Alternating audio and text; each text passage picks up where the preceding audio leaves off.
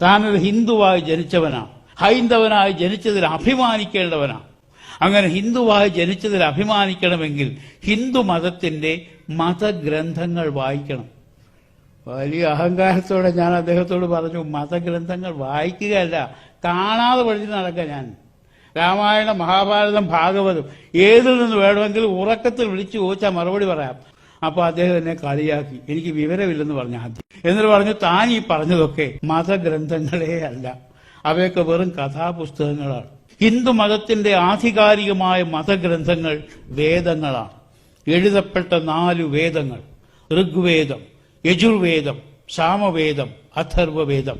ഇതിൽ ആദ്യത്തെ 3 വേദങ്ങൾ പ്രത്യക്ഷമായും അഥർവവേദത്തിൽ പരോക്ഷമായും ആരാണ് ദൈവം, ആരാണ് മനുഷ്യൻ, മനുഷ്യൻ എന്തിനാണ് ദൈവത്തെ ആരാധിക്കുന്നത്, എങ്ങനെയാണ് ആരാധിക്കേണ്ടത്, ഇങ്ങനെയുള്ള കാര്യങ്ങളൊക്കെ വളരെ വിശദമായി പറഞ്ഞിട്ടുണ്ട്. വായിക്കണം.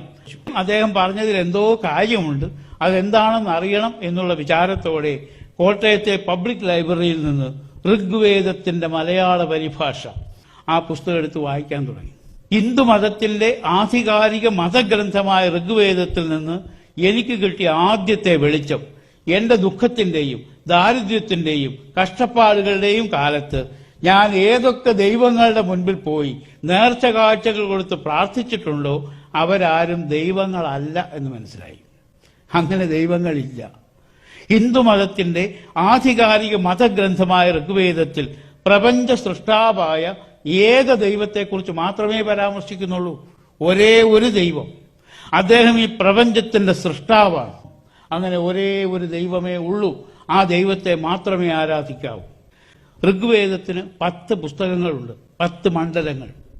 1 മുതൽ 9 വരെയുള്ള മണ്ഡലങ്ങളിൽ നിരവധി സ്ഥലങ്ങളിൽ, നിരവധി സന്ദർഭങ്ങളിൽ ആരാണ് ദൈവം, ആരാണ് മനുഷ്യൻ, മനുഷ്യൻ എന്തിനാണ് ദൈവത്തെ ആരാധിക്കുന്നത്, എങ്ങനെയാണ് ആരാധിക്കേണ്ടത്, അതിൽ ഒരു കാര്യം മാത്രം എന്റെ സവിശേഷമായ ശ്രദ്ധയെ ആകർഷിച്ചു. ദൈവത്തെക്കുറിച്ചുള്ള നിർവചനം: താത പുത്ര ആത്മസംയുക്തം ബ്രഹ്മം. പിതാവും പുത്രനും ആത്മാവും ചേരുന്നതാണ് ദൈവം. ഈ 3 അംശങ്ങൾ അടങ്ങിയതാണ് ദൈവം. പ്രപഞ്ചത്തിലെ സകല സൃഷ്ടികൾക്കും പിതാവായ ദൈവത്തിലെ പിതൃത്വം എന്ന ഭാവം ഒന്നാമത്തെ അംശം. ബ്രഹ്മാണ്ഡമായ ഈ പ്രപഞ്ചത്തിന്റെ സൃഷ്ടിക്ക് വേണ്ടി ദൈവം ഉപയോഗിച്ച തന്റെ അനന്തമായ ശക്തി, അത് ദൈവത്തിന്റെ ചൈതന്യമാണ്, ആത്മാവാണ്, പരമാത്മാവ്. രണ്ടാമത്തെ അംശം. രണ്ടാമത്തെ അംശമായ പരമാത്മാവിൽ നിന്ന് മൂന്നാമത്തെ അംശമായ പുത്രൻ ജനിക്കുന്നു. ഹിരണ്യഗർഭൻ എന്നും പ്രജാപതി എന്നും 2 പേരുകളിൽ അറിയപ്പെടുന്ന ദൈവപുത്രൻ യഥാസമയം ഭൂമിയിൽ വരും.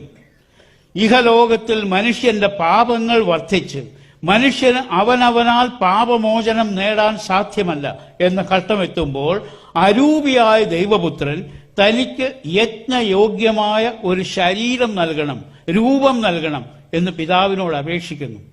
പുത്രന്റെ അപേക്ഷ സ്വീകരിച്ച് ദൈവം തന്റെ അനന്തമായ ജ്ഞാനത്തെ സംശുദ്ധയായ സ്ത്രീയായി, കന്യകയായി, ലളിതാംബികയായി ഭൂമിയിൽ അവതരിപ്പിച്ച് അവളിൽ ഗർഭമായി, ഭ്രൂണമായി തന്റെ പുത്രൻ പ്രജാപതിയെ ഉരുവാക്കി ജനിപ്പിച്ച് വളർത്തുന്നു. ദൈവപുത്രൻ പ്രജാപതി ഇഹലോകത്തിൽ സഞ്ചരിച്ച് മനുഷ്യവംശത്തിന് സാരോപദേശങ്ങൾ നൽകുന്നു. എന്താണ് പാപം, എന്താണ് പുണ്യം, ഏതാണ് ശരി, ഏതാണ് തെറ്റ് എന്ന് മനുഷ്യനെ ഉപദേശിച്ചുകൊണ്ട് സഞ്ചരിക്കുന്നു. മനുഷ്യന് പാപബോധം നൽകി മനുഷ്യനെ പാപത്തിൽ നിന്ന് വീണ്ടെടുക്കുന്നതിനുള്ള ഈ യജ്ഞത്തിന്റെ പൂർത്തീകരണത്തിനായി ദൈവപുത്രനായ പ്രജാപതി സ്വയം യാഗമായി തീരുന്നു, ബലിയായി തീരുന്നു. ഋഗ്വേദത്തിന്റെ 10ാമത്തെ മണ്ഡലം 90ാം സൂക്തം 7ാമത്തെ മന്ത്രത്തിൽ ദൈവപുത്രനായ പ്രജാപതി എപ്രകാരമാണ് ബലിയായിത്തീരുന്നത് എന്ന് വർണ്ണിച്ചിട്ടുണ്ട്. ഭൂമിയിൽ താഴ്ത്തിയ മരത്തൂണിൽ ചേർത്ത് കരചരണങ്ങൾ ഇരുമ്പാണി കൊണ്ട് ബന്ധിച്ച് രക്തം വാർന്നു മരിച്ച് 3ാം ദിനം ഉയർത്തെഴുന്നേറ്റ് സ്വർഗാരോഹണം ചെയ്യുന്നു ദൈവപുത്രനായ പ്രജാപതി.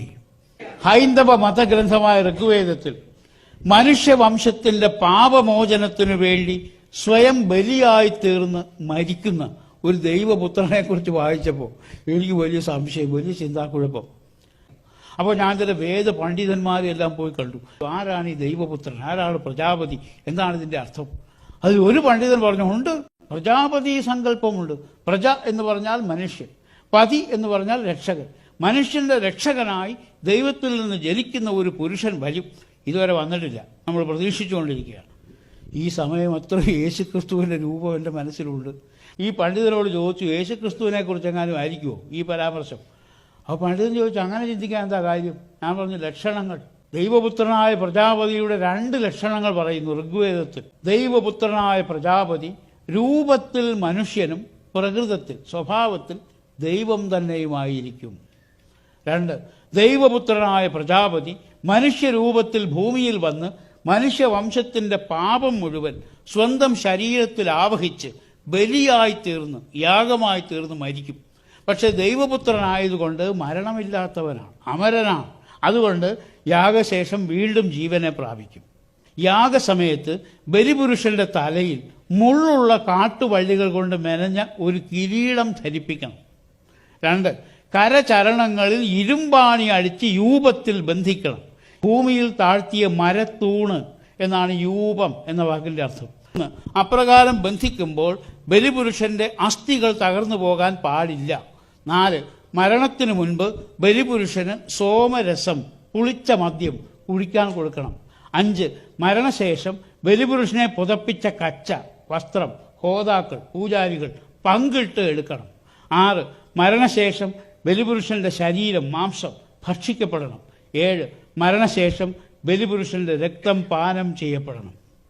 ഈ 7 യാഗവിധികളും ഹൈന്ദവ മതഗ്രന്ഥമായ ശതപഥബ്രാഹ്മണത്തിൽ പറയുന്ന 7 യാഗവിധികളും നസ്രായനായ യേശുവിൻ്റെ ക്രൂശീകരണത്തിൽ വളരെ കൃത്യമായി പാലിക്കപ്പെട്ടുവെന്നും അതുകൊണ്ട് തന്നെ യേശുവിൻ്റെ മരണം ഒരു സാധാരണ മരണമോ വധശിക്ഷയോ ഒന്നുമല്ല, അത് യഥാർത്ഥ യാഗമാണ്. യാഗവിധിപ്രകാരം തന്നെ നടന്ന യാഗമാണ്.